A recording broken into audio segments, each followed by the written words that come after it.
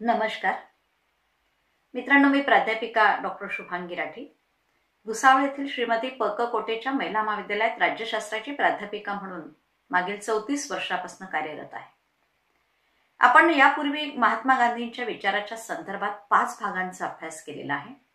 या 5 भागांमध्ये आपण त्यांच्या विचाराच्या संदर्भातली प्रस्तावना आहे, त्यांचा जीवन परिचय, त्यानंतर त्यांच्या विचारामध्ये असलेली सत्याच्या संकल्पनेपर्यंत आपण आलेलो होतो. आजच्या या भागामध्ये आज 6वा जो भाग आहे, या 6व्या भागामध्ये आपण गांधीजींच्या अहिंसेच्या संकल्पनेचा विचार करणार आहोत. मित्रांनो, अहिंसा हा जो शब्द आहे, या शब्दावरूनच आपल्या लक्षात आलं असेल की अहिंसा म्हणजे ज्यांना हिंसा अभिप्रेत नाही. आपण मागच्या भागामध्ये सत्याचा विचार करत असताना बघितलंय की गांधीजी हे सत्यापर्यंत पोहोचण्यासाठी जो मार्ग स्वीकारतात तो कोणता मार्ग आहे? अहिंसेचा. म्हणजे सत्यापर्यंत पोहोचण्यासाठी गांधीजींनी अहिंसेला महत्व दिलेलं आपण बघितलं. कारण त्यांचं म्हणणं होतं की सत्य हे त्यांच्या जीवनाचं साध्य आहे आणि या साध्यापर्यंत पोहोचण्यासाठी आपण जे साधन वापरणार आहोत ते साधन तितकंच चांगलं असलं पाहिजे. म्हणून सत्य आणि अहिंसा या दोन्ही गोष्टी ज्या आहेत ना, त्या एकमेकांना परस्पर पूरक आहेत. म्हणून साध्य जेवढं चांगलं आहे तेवढं साधनही चांगलं असणं अत्यंत आवश्यक आहे. म्हणून सत्य हे जर साध्य आहे तर या सत्यापर्यंत पोहोचण्यासाठी एक चांगलं साधन अहिंसेचं आहे आणि या अहिंसेच्या मार्गानेच आपण सत्यापर्यंत पोहोचू शकतो, अशा प्रकारचा विचार गांधीजींनी मांडलेला आहे. म्हणून सत्य आणि अहिंसा ह्या दोन्ही गोष्टी कशा आहेत? परस्पर पूरक आहेत असं गांधीजींचं म्हणणं आहे. याप्रमाणेच आपण पाहतो, सत्याप्रमाणेच गांधीजी अहिंसेला आत्म्याचा गुण मानतात. कारण सत्य हे जसं आत्म्याचा गुण आहे, आंतरिक गुण आहे, तो सर्वसामान्य व्यक्तीच्या मनामध्ये निर्माण होणं इतकं सहज सोपं नाही. म्हणजे सत्य हे सर्वसामान्यामध्ये निर्माण होणं शक्य नाही. सत्य हा आंतरिक गुण आहे. तसाच अहिंसेचा गुण सुद्धा कसा आहे मित्रांनो? तो सुद्धा आंतरिक आहे. म्हणून सत्य हे आंतरिक गुणापर्यंत जर पोहोचायचं असेल तर आंतरिक गुण असलेल्या अहिंसेच्या मार्गानेच आपण सत्यापर्यंत पोहोचू शकतो, अशा प्रकारचा विचार या ठिकाणी गांधीजींनी मांडलेला आपल्याला पाहायला मिळतो. म्हणून सत्य हे काय झालं बेटा? साध्य. आणि सत्यापर्यंत पोहोचायचं असेल तर साधन कोणतं आहे? अहिंसेचं. म्हणून सत्यापर्यंत पोहोचण्यासाठी गांधीजींनी सांगितलेलं साधन आहे अहिंसेचं. आणि हे दोन्ही गुण माहितीये, सत्य आणि अहिंसा हे आत्म्याचे गुण आहे. ह्या आत्म्याच्या 2 शक्ती आहेत असं गांधीजींचं मत होतं. म्हणजे आत्मिक शक्ती म्हणून सत्य आणि अहिंसेचा विचार गांधीजींनी इथे केलेला आहे, हे लक्षात घ्यायचं. गांधीजींना अभिप्रेत असलेली अहिंसा जर आपण बघितली तर केवळ शारीरिक अहिंसा इतका अभिप्रेत अर्थ नाही, हे आधी आपण लक्षात ठेवायचं. आपण दैनंदिन जीवनामध्ये काय विचार करतो? याने मला मारलं, त्याने त्याला दुखापत केली, कुणी कुणावर अत्याचार केले, कुणी कुणाला मारून टाकलं, म्हणजे इतक्यापुरतीच अहिंसा, शारीरिक दुखापतीपुरती अहिंसा गांधीजींना अभिप्रेत होती का? तर अजिबात नाही. ही हिंसा झाली, पण या हिंसेच्या बाबतीत ते विचार करतात की तुम्ही शरीराने कुणालाही दुखावू नका, कुणाला मारू नका, कुणाला त्रास देऊ नका, कुणाची छेडछाड करू नका, कुणावर अन्याय अत्याचार करू नका. ही एक प्रकारची जी भावना त्यांची अहिंसेची होती, ही शारीरिक आहे. दुसरी गोष्ट आहे वाचिक. मित्रांनो, शब्द हे अतिशय म्हणजे एक वेळेस माणूस शारीरिक इजा दुखापत विसरू शकेल असं अनेकदा होतं, आणि मानसिक मात्र जी जखम झाली ती विसरू शकत नाही. म्हणून गांधीजींच्या मते मानसिक अहिंसेचा सुद्धा विचार केला पाहिजे. आपण शब्दाने इतरांना दुखवायचं नाहीये. शब्दाने इतरांना दुखवणं, वाईट बोलणं, त्याला शिवीगाळ करणं, त्याला अपमानित करणं, हा सुद्धा हिंसेचाच एक भाग आहे. म्हणून गांधीजी त्याला सुद्धा अहिंसेच्या दृष्टिकोनातनं विचार करतात. म्हणून कायिक झाली, वाचिक झाली आणि मानसिक. मित्रांनो, तुमच्याविषयी माझ्या मनात जर वाईट विचार येत असेल ना, तर ती सुद्धा काय झाली? एक प्रकारची हिंसा आहे. म्हणजे इतरांच्या विषयी आपल्या मनात वाईट विचार येणं, वाईट आपण चिंतणं, त्याच्याबद्दल काहीतरी वाईट विचार करणं, ही सुद्धा एक प्रकारची हिंसा आहे. म्हणून गांधीजी म्हणतात की हिंसा ही 3 प्रकारे माणसाने विचारात घेतली पाहिजे. एक काया, म्हणजे शारीरिक दुखापत करायला नको. दुसरी वाचिक, शब्दाने आपण इतरांना कुणाला दुखवायला नको. आणि तिसरं काय आहे? मानसिक, इतरांच्या विषयी आपल्या मनात जर वाईट विचार आला तर ती सुद्धा एक प्रकारची हिंसा आहे. म्हणून काया, वाचा, मने या तिन्ही दृष्टिकोनातून आपण विचार केला पाहिजे की आपल्या हातून कधीही कुणाविषयी वाईट विचार येणार नाही, आपण कुणाला त्रास देणार नाही, कुणाला मारणार नाही, कुणाला शाब्दिक सुद्धा दुखवणार नाही. ही म्हणजे अहिंसेच्या बाबतीत गांधीजींनी इतका व्यापक दृष्टिकोन ठेवलेला आहे. आणि या व्यापक दृष्टिकोनातून म्हणून ते म्हणतात की सत्य जसं आत्म्याचा गुण आहे तशी अहिंसा सुद्धा काय आहे, आत्म्याची शक्ती आहे, आत्म्याचा गुण आहे. आणि म्हणून सत्य आणि अहिंसेच्या बाबतीत गांधीजी विचार करतात की मित्रांनो, सत्यापर्यंत आपल्याला पोहोचायचं असेल ना तर अहिंसेचा मार्गच आपण स्वीकारला पाहिजे. मग गांधीजींनी अहिंसेला केवळ स्वप्नमत मांडलं का किंवा भावनाशील मांडलं का, तर मित्रांनो हे कधीही नाही. आपल्या मनातल्या नैतिक तत्वाचा विचार करून गांधीजींनी अहिंसेच्या तत्वाचा विचार केला. म्हणजे केवळ भावनेच्या भरामध्ये किंवा स्वप्नामध्ये आपण माझ्या मनात याच्याविषयी वाईट विचार नाही, त्याच्यासाठी एक मोठं मन लागतं, मोठी ताकद लागते. आपल्या मनात इतरांच्या विषयी वाईट विचार न येणं म्हणजे आपल्यामध्ये तितकं साधुत्व येणं अत्यंत आवश्यक आहे, तितकी आपल्या विचारांची परिपक्वता अपेक्षित आहे. आणि म्हणून गांधीजी म्हणतात की नैतिक प्रवृत्तीत असलेला हा एक कार्यप्रवण गुण ते मानतात. म्हणून अहिंसा हे कार्यप्रवण गुण आहे. म्हणजे आपल्या मनामध्ये हे कार्यप्रवण गुण निर्माण होण्यासाठी तितकी आपल्यामध्ये आध्यात्मिक शक्ती म्हणा किंवा तितकी साधुत्व किंवा आदर्शाचा विचार होणं सुद्धा गरजेचं आहे. म्हणून अहिंसा म्हणजे केवळ प्रेमाचा प्रतिशब्द असून प्रेमात ज्या ज्या गुणांचा समावेश येतो ते सगळे गुण अहिंसेमध्ये अंतर्भूत असतात, हे आधी लक्षात घ्या. म्हणजे प्रेम आहे, माझ्या मनामध्ये तुमच्याविषयीचं प्रेम आहे, तुमच्याविषयी माझ्या मनात काहीही वाईट विचार नाही. तुम्ही जरी मारलं तर मी एक वेळेस विचार करेल की ठीक आहे, यांची चूक झाली असेल, यांनी मारलंय तर मी सहन करेल, पण परत तुम्ही मारलं तरी मी म्हणेल की जाऊ दे यांच्या. मग दुसऱ्यांदा मी प्रतिकार केला नाही तर मित्रांनो तिसऱ्या वेळेस तुमच्या मनात प्रेम जागेल की नाही, अशा प्रकारचा एक म्हणजे मोठा विचार हा गांधीजींचा अहिंसेच्या बाबतीत होता. म्हणून दुसऱ्यांच्या हितासाठी स्वतःच्या त्रासाची किंवा कष्टाची पर्वा न करता झटणं ही सुद्धा अहिंसा आहे, हे गांधीजींचं म्हणणं आहे. म्हणजे किती व्यापक दृष्टिकोन आहे. मग हे केव्हा शक्य आहे, म्हणजे मी माझ्या हिताचा अजिबात विचार करत नाही आणि मी केवळ दुसऱ्यांच्या हिताचा विचार करून जर कार्य करत असेल तर हे माझ्यातलं मोठेपण आहे. आणि हे मोठेपण प्रत्येकाच्या अंगी यावं जेणेकरून आपण अहिंसेचा स्वीकार करू शकू, अशा प्रकारचा विचार गांधीजींनी इथे मांडलेला आपण पाहतो. आता अहिंसेमध्ये अकर्णात्मक बाजूंचाच विचार केलाय का गांधीजींनी, तर अजिबात नाही. इथे विधायक मार्गाचा आहे. म्हणून नकारात्मक नाही, विधायक आहे, सकारात्मक विचार या ठिकाणी आपण पाहतो गांधीजींनी अहिंसेच्या द्वारे केलेला आपणास पाहायला मिळतो. म्हणजे ही व्यापक दृष्टी, ही सकारात्मक दृष्टिकोन, याच्या समोरच्या व्यक्तीमध्ये जर तुम्हाला बदल घडवून आणायचं असेल तर आधी स्वतःमध्ये परिवर्तन होणं गरजेचं आहे. मग मी जर कोणाचा प्रतिकार केला नाही तर निश्चितच समोरच्या व्यक्तीत आज नाही उद्या नाही परवा त्याला जाग येईल आणि त्याच्याकडनं अशा प्रकारच्या घटना घडणार नाही. असा उदार दृष्टिकोन, विधायक दृष्टिकोन, सकारात्मक विचार आपल्याला गांधीजींच्या अहिंसेच्या मार्गामध्ये पाहायला सापडतो. मित्रांनो, आता अहिंसेची संकल्पना एकदा आपण समजून घेतल्यानंतर, म्हणजे अहिंसा हा आत्म्याचा गुण आहे, आत्म्याची मोठी शक्ती आहे, ही शक्ती विकसित करणं गरजेचं आहे. पण विकसित करत असताना काया वाचा मने याचा विचार करणं गरजेचं आहे. याचा विचार केल्यानंतर आपण अहिंसेचे गांधीजींनी सांगितलेले जे मुख्य 3 प्रकार आहे त्या 3 प्रकाराकडे वळूया. आता पहिला जो प्रकार आहे तो निषेधात्मक अहिंसेचा भाग आहे.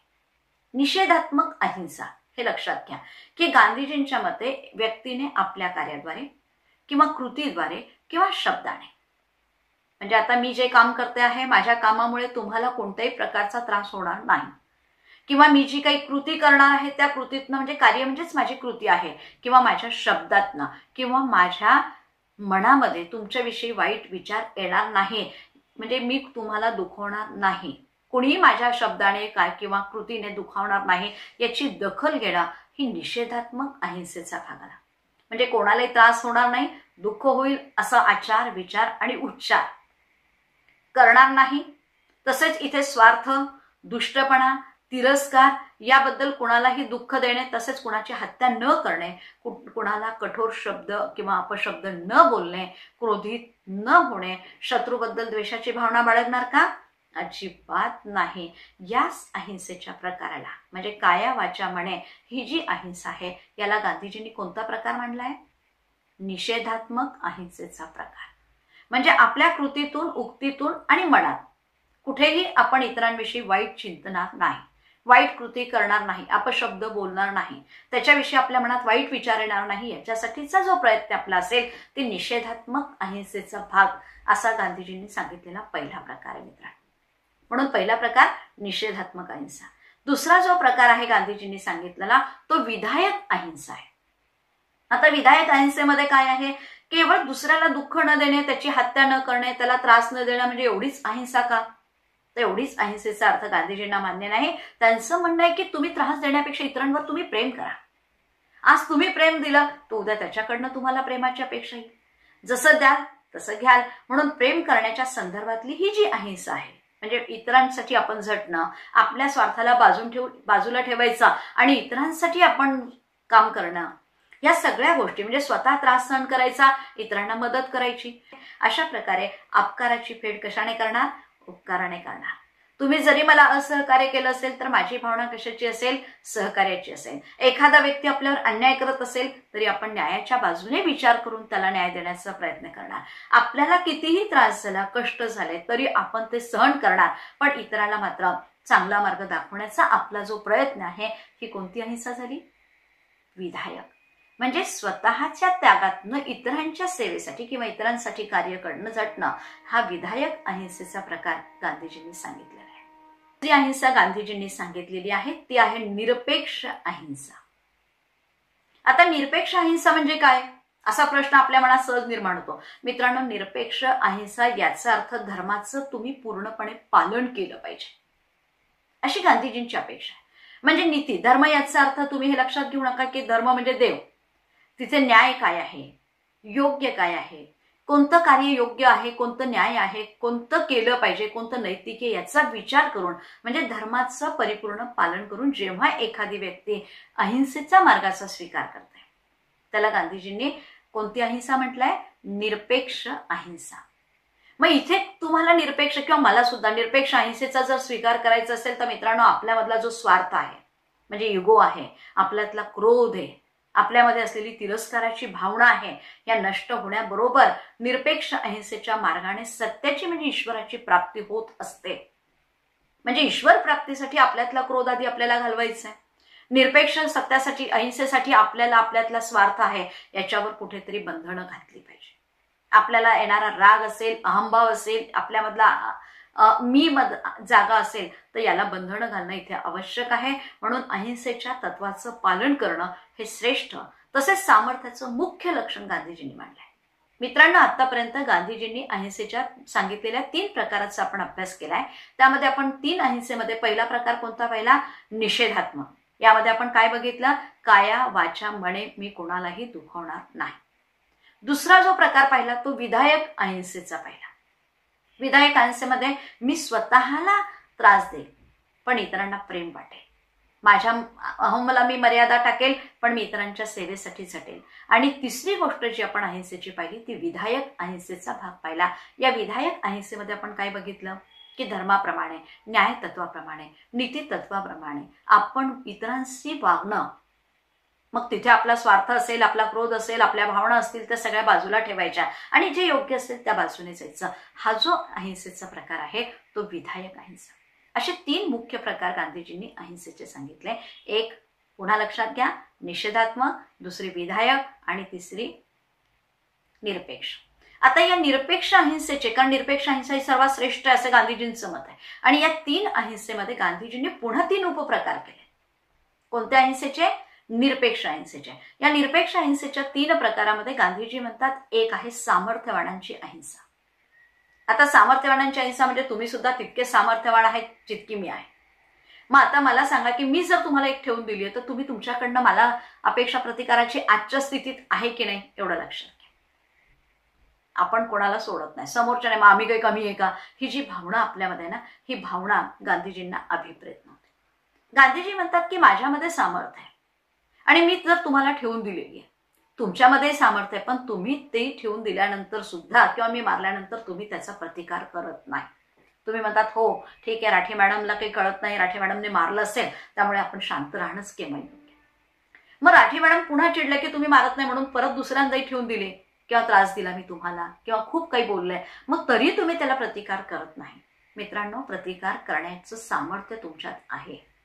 तुम्ही सामर्थ्याने मला प्रतिकार करू शकाल, तुम्ही काया वाचा मने मला प्रतिकार करू शकाल, एवढी ताकद तुमच्यात आहे. पण तुम्ही इतकं मोठंपण किंवा आदर्श गुणांचा, सद्गुणांचा विकास केलेला आहे, तुमच्यातला जो अहम आहे ना, अहंकार आहे, तो तुम्ही घालवलाय, क्रोधावर विजय मिळवलाय आणि तुम्ही त्या ठिकाणी विचार करतात की नाही आपण इथे काहीही बोलायचं नाही, मित्रांनो, 1 वेळेस, 2 वेळेस, 3 वेळेस मी तुम्हाला प्रतिकार केला किंवा मी मारलं असेल किंवा शारीरिक इजा केली आहे, शाब्दिक दुखापत केली आहे, आणि एवढं सगळं करून तुम्ही मला प्रतिकार केला नाही का?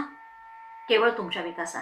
तिसऱ्यांदा मग मलाच असं वाटेल की अरे मी तर एकदा दोनदा तीनदा ह्यांना मारून सुद्धा हे काहीच करत नाही. मग मला जाग येईल आणि मला वाटेल की मी कुठेतरी चूक केली. म्हणजे माझ्यामध्ये सुधारणा घडवून आणण्यासाठी तुमचा हा मोठा त्याग आहे.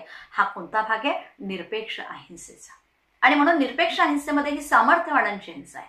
इथे तुमच्यामध्ये सामर्थ्य आहे, तुम्ही प्रतिकार करू शकले असते, पण तुम्ही तिथे मात्र उदात्त हेतू ठेवून तिथे प्रतिकार करत नाही. आज न उद्या राठी मॅडमला कळेल आणि त्यांच्यामध्ये बदल होईल हा मोठा भाव तुम्ही ठेवून, आणि त्या ठिकाणी कोणतीही हिंसा तुमच्या हातून घडत नाही. हा जो प्रकार आहे तो अहिंसेचा कोणता प्रकार आहे? सामर्थ्यवानांचा अहिंसेचा भाग. आता दुसरा प्रकार लक्षात घ्या की मित्रांनो, माझ्यामध्ये खूप ताकद आहे, मी तुम्हाला मारते आहे तर आहे ना, पण तुम्ही मात्र इतके दुर्बल आहात की तुमच्यामध्ये इच्छा असून सुद्धा प्रतिकार तुम्ही करू शकत नाही. म्हणजे तुम्हाला माहिती आहे की माझी इच्छा आहे की राठी मॅडमला आता इथे मला प्रतिकार करायलाच पाहिजे, पण तेव्हा तुम्ही विचार करतात की इथे प्रतिकार करण्यामध्ये आपला विजय नाही, इथे कारण आपण सक्षम नाही, आपण दुर्बल आहोत. मग असा जर विचार तुमच्या मनात असेल आणि मग भीतीपोटी मग मारू द्या, कोणी मारलं तर आपण मार खाऊन घेऊ, आपल्याला काय फरक पडतोय, कारण आपल्यामध्ये तितकी ताकदच नाही, म्हणून 1 मारली काय 2 मारली काय सहन करायचं आणि चुपचाप ऐकत बसायचं, प्रतिकार करायचा नाही, बोलायचं नाही, काहीच नाही, असं जर असेल तर ही अहिंसा कोणती झाली? दुर्बलांची. कारण तुमच्याकडे प्रतिकार करण्याची मानसिकता आहे पण ताकद नाही, शारीरिक बल नाही, आणि म्हणून तुम्ही प्रतिकार करत नाही. ही जी अहिंसा आहे ही दुर्बलांची अहिंसा आहे.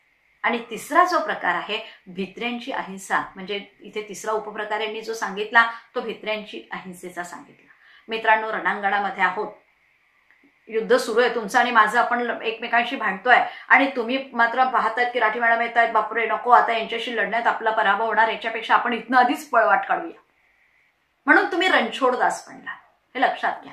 रणांगण सोडून जर तुम्ही पळून गेलात म्हणजे भित्र्यांची अहिंसा झाली. भीतीपोटी जेव्हा तुम्ही कोणत्याही प्रकारची हिंसा करत नाही, ही सगळ्यात चांगली आहे का की निकृष्ट आहे? तर मित्रांनो, गांधीजींच्या मते ही सगळ्यात निकृष्ट अहिंसा आहे. मित्रांनो, आपण निरपेक्ष अहिंसेचे जे 3 उपप्रकार बघितले त्यामध्ये एक पहिला आहे सामर्थ्यवानांची अहिंसा, दुसरे आहे दुर्बलांची अहिंसा, तिसरा जो प्रकार बघितला तो आहे आपला कोणता आहे? भित्र्यांची अहिंसा. मग याच्यामध्ये कोणता श्रेष्ठ आहे? निश्चितच सामर्थ्यवानांची अहिंसा. कारण सामर्थ्य असून जेव्हा एखादी व्यक्ती म्हणजे आपल्याला मारत नाहीये, प्रतिकार करत नाहीये, म्हणजे निश्चितच त्याच्यामध्ये सद्गुणांचा विकास झालेला आहे. आणि या अहिंसेला गांधीजींनी सर्वात श्रेष्ठ अहिंसा म्हटलंय. आणि सगळ्यात कनिष्ठ अहिंसा जर कोणती आहे तर ती भित्र्यांची आहे. म्हणजे तुम्ही आधीच पळून जाताय म्हणून तुमच्याकडनं हिंसेचा विचार होणं शक्यच नाही. अशा प्रकारे गांधीजींनी अहिंसेचे 3 उपप्रकार या ठिकाणी निरपेक्ष अहिंसेचे केलेले आपण पाहतो. म्हणून मुख्य 3 प्रकार अहिंसेचे कोणते? निषेधात्मक, विधायक आणि निरपेक्ष. या निरपेक्ष अहिंसेला म्हणजे सत्याला सत्याप्रमाणे आहे ना, म्हणजे असत्याला सत्याने, अन्यायाला न्यायाने जो न्याय प्राप्त करून द्यायचा आहे त्या दृष्टिकोनातून गांधीजींनी केलेले उपप्रकार. त्यामध्ये आपण कोणते 3 उपप्रकार पाहिले? सामर्थ्यवानांची, दुर्बलांची आणि भित्र्यांची अहिंसा. या सर्वात श्रेष्ठ कोणता प्रकार आहे? सामर्थ्यवानांच्या अहिंसेचा. सर्वात कनिष्ठ कोणता आहे? भित्र्यांची. मित्रांनो, बऱ्याचदा ह्या 3 प्रकारांचा विचार केला जात नाही, हेही लक्षात घ्या. काही पुस्तकांमध्ये फक्त तुम्हाला गांधीजींच्या या 3 ज्या निरपेक्ष अहिंसेचे प्रकार आपण बघितले ह्या 3 प्रकारांचाच विचार केलेला दिसेल. पण आपण सखोलात्मक विचार केला तर ह्या 3 अहिंसा गांधीजींना अभिप्रेत आहे. म्हणून नुसत्या 3 प्रकारांचा गांधीजींचा विचार जर म्हटला तर इथे सामर्थ्यवानांची, दुर्बलांची आणि भित्र्यांची अहिंसेचा विचार येतो. पण निरपेक्ष अहिंसेमध्ये जर आपण गेलो म्हणजे खूप सखोल जर विचार केला तर गांधीजींना निरपेक्ष अहिंसेमध्ये सांगितलेले हे 3 उपप्रकार आपणास पाहायला मिळतात. मित्रांनो, अशा प्रकारे गांधीजींनी सत्यापर्यंत पोहोचण्यासाठी जो मार्ग स्वीकारला तो कोणता आहे? अहिंसेचा. म्हणूनच गांधीजींना अहिंसेचे काय म्हटलं जातं माहिती आहे? अहिंसेचे पुजारी. गांधीजींनी जेही मार्ग स्वीकारलेत ते अहिंसेच्या मार्गाने सत्यापर्यंत पोहोचण्याचं ध्येय त्यांनी आपल्या जीवनामध्ये स्वीकारलेलं आहे. मित्रांनो, इथे लक्षात घ्या, गांधीजी म्हणतात भित्र्या व्यक्तींची अहिंसा आणि हिंसा ह्या 2 गोष्टी जर मला सिलेक्ट करायला सांगितल्या. आता तुम्ही माझ्या समोर आहात. भित्र्यांची अहिंसा म्हणजे तुम्ही रणांगण सोडून पळताय आणि दुसरीकडे हिंसा आहे. या 2 पैकी एक गोष्ट जर निवड करायची ठरवली तर तुम्हाला ती कोणती पसंत पडेल? तुम्ही काय म्हणाल? रणांगण सोडून जाण्यापेक्षा तर इथे हिंसा झालेली केव्हाही चांगली आहे. म्हणजे घाबरून पळून जाण्यापेक्षा इथे हिंसा झालेली रणांगणात वीर मरण आलेलं केव्हाही चांगलं आहे, असंच गांधीजींनी पण विचार केला होता बरं. गांधीजी म्हणतात की भित्र्या व्यक्तींची अहिंसा आणि हिंसा यापैकी मला जर एक गोष्ट निवडायची सांगितली ना, तर मी काय पसंत करेल? हिंसा. इथे मला इजा झाली तरी चालेल, पण मी रणांगण सोडून पळणार नाही. कारण हिंसक व्यक्ती कधीतरी अहिंसक बनू शकते हे लक्षात घ्या, पण भित्री व्यक्ती जिने आपली दुर्बलता लपवण्यासाठी अहिंसेचं पांघरून घातलंय आहे ना. मग आता जी व्यक्ती पळून गेली होती, मी अहिंसेचं पालन करते म्हणजे अहिंसेचं पांघरून घेतलेलं आहे, कारण ती दुर्बल आहे, ती आतून खचलेली आहे, तिच्यामध्ये तेवढी ताकद नाही आहे. आणि म्हणून गांधीजी म्हणतात जिने अहिंसेचं पांघरून घातलेलं आहे ना, तर ह्या अहिंसेचं पांघरून घातलेल्या व्यक्ती कधी पण हिंसक होऊ शकतात. म्हणून गांधीजी म्हणतात की या पांघरून घालणाऱ्या व्यक्तींपेक्षा कधीही हिंसा ही श्रेष्ठ असू शकते. म्हणून गांधीजींच्या मते अहिंसा ही आंतरिक शक्ती असते, ती मनाच्या नैतिकतेवर आधारलेली आहे. म्हणून माझ्या मनामध्ये असलं पाहिजे की माझ्या हातून हिंसा होणार नाही याची दखल मला घ्यायची. मला एवढं सामर्थ्य प्राप्त करायचे की माझ्या तोंडून कोणाच्या विषयी वाईट विचार येणार नाही, माझ्या मनामध्ये कोणाच्या विषयी वाईट विचार येणार नाही. हे केव्हा शक्य आहे? जेव्हा माझ्यामध्ये आंतरिक शक्ती विकसित होईल. म्हणून मनाच्या नैतिकतेवर ही सगळी गोष्ट अवलंबून आहे. मग वीर पुरुषांची अहिंसा सुद्धा ही सर्वश्रेष्ठ अहिंसा का आहे? कारण इथे तत्व आहे तुमच्या मनाचा विकास झालेला आहे, तुमच्या मनामध्ये हे सामर्थ्य आलेलं आहे, तुमच्यामध्ये ताकद असून तुम्ही प्रतिकार करत नाही, म्हणजे तुमचं हे शूरत्व आहे, हे तुमचं वीरत्व आहे. आणि म्हणून गांधीजी म्हणतात की या ठिकाणी अहिंसेमध्ये सर्वात श्रेष्ठ अहिंसा जर कोणती आहे तर सामर्थ्यवानांची अहिंसा आहे. प्रत्येकाने या सामर्थ्यवानांच्या अहिंसेचा विचार आपल्या जीवनामध्ये कसा येईल याचा विचार करणं गरजेचं आहे.